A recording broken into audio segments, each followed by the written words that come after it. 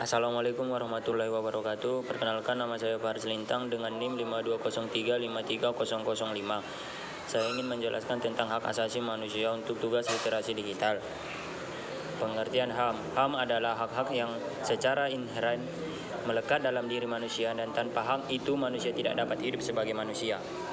Seperangkat hak yang melekat pada hakikat keberadaan manusia sebagai makhluk Tuhan yang Maha Esa dan merupakan anugerahnya yang wajib dihormati, dijunjung tinggi dan dilindungi oleh negara, hukum, pemerintah, dan setiap orang demi kehormatan serta perlindungan harkat dan martabat manusia. Pasal 1 Undang-Undang Nomor 39 Tahun 1999 tentang Hak Asasi Manusia.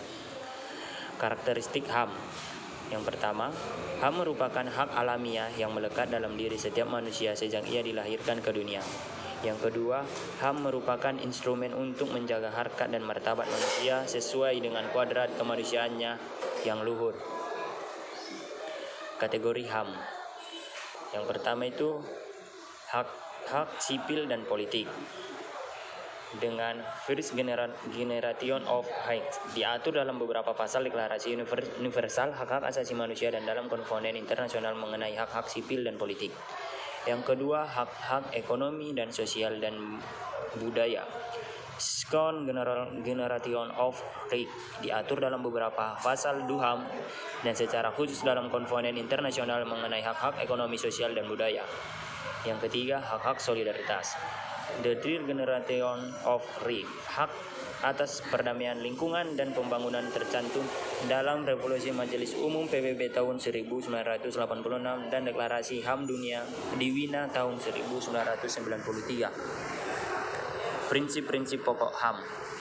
Yang pertama, universal, melakukan bagi semua orang apapun jenis kelaminnya, statusnya, agamanya, suku bangsa atau kebangsaannya. Yang kedua, tidak dapat dilepaskan. Siapapun dengan alas apapun dan tidak boleh mencerebut atau mengambil hak asasi seorang manusia. Yang ketiga itu tidak dapat dipisahkan.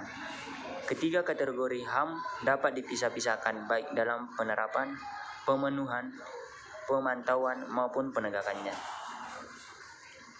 Selanjutnya, saling tergantung. HAM saling tergantung satu sama lain sehingga pemenuhan hak asasi yang satu akan mempengaruhi pemenuhan hak asasi lainnya. Yang selanjutnya, keseimbangan. Ada keseimbangan dan keselarasan di antara hak asasi dengan kewajiban atau tanggung jawab asasi. Yang terakhir, partikularisme. Pelaksanaan HAM mempertimbangkan kekhususan nasional dan regional serta berbagai latar belakang sejarah, budaya, dan agama. Sejarah perkembangan HAM. Yang pertama, Piagam Madinah. Saiful Madinah disusun oleh Nabi Muhammad SAW merupakan suatu perjanjian formal antara dirinya dengan semua suku-suku dan kaum-kaum penting di Yasrib. Yang kedua, dokumen tersebut menetapkan sejumlah hak-hak kewajiban bagi kaum muslim, Yahudi, dan komunitas-komunitas pangan atau menyembah berhala Madinah sehingga membuat mereka menjadi suatu umat. Sejarah perkembangan HAM maknakan piagam ini membatasi kekhususan Raja John yang Abdul. Dengan piagam ini, Raja bisa diminta bertanggungjawaban di muka umum dan Raja harus bertanggung jawab kepada parlemen. Walaupun demikian, Raja tetap berwenang membuat undang-undang. Sejarah perkembangan HAM. Declaration of Independence. Deklarasi kemerdekaan Amerika dari tangan Inggris tahun 1976 disusun oleh Thomas Jefferson bersumber dari ajaran Montesquieu. Deklarasi ini menekankan pentingnya kemerdekaan, persamaan, dan persaudaraan. Sejarah perkembangan HAM. Declaration des Limitations tahun 1789. Piagam ini banyak dipengaruhi oleh merupakan dasar rule of law yang menyerang penangkapan secara berwenang-wenang. Piagam ini menekankan pentingnya atas pramuka dan bersalah. Sejarah perkembangan HAM. The Universal Declaration of Human Rights atau DUHAM.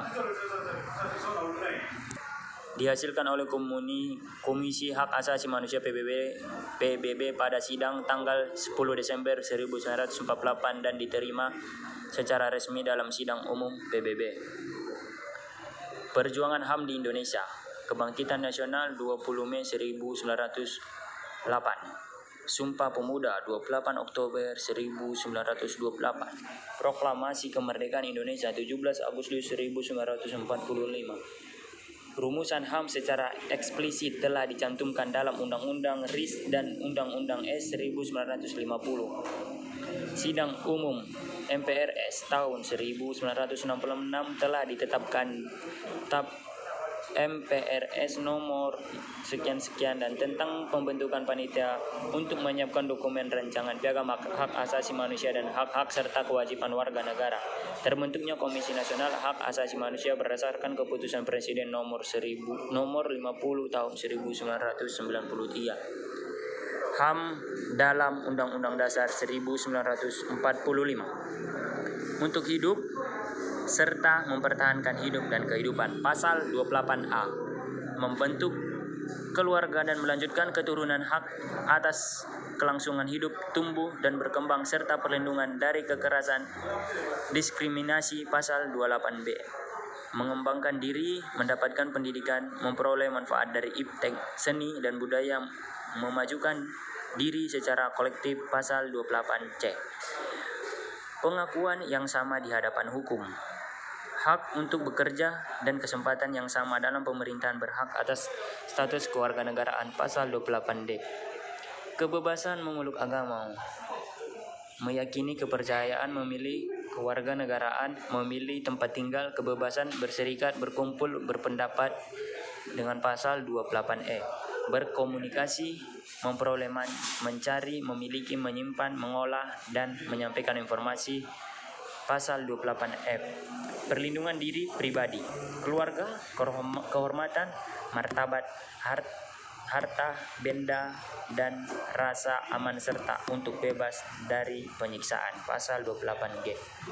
Hidup sejahtera lahir dan batin, memperoleh pelayanan kesejahteraan, mendapat kemudahan dan melakukan khusus untuk memperoleh kesempatan dan manfaat guna mencapai persamaan dan keadilan. Perlindungan, pemajuan, penegakan, dan pemenuhan HAM adalah tanggung jawab negara terutama pemerintah.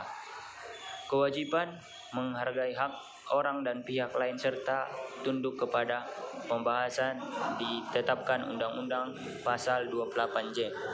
Cukup sekian penjelasan saya tentang HAM di dunia ini. Terima kasih jika ada kata-kata saya yang salah, mohon maaf. Assalamualaikum warahmatullahi wabarakatuh.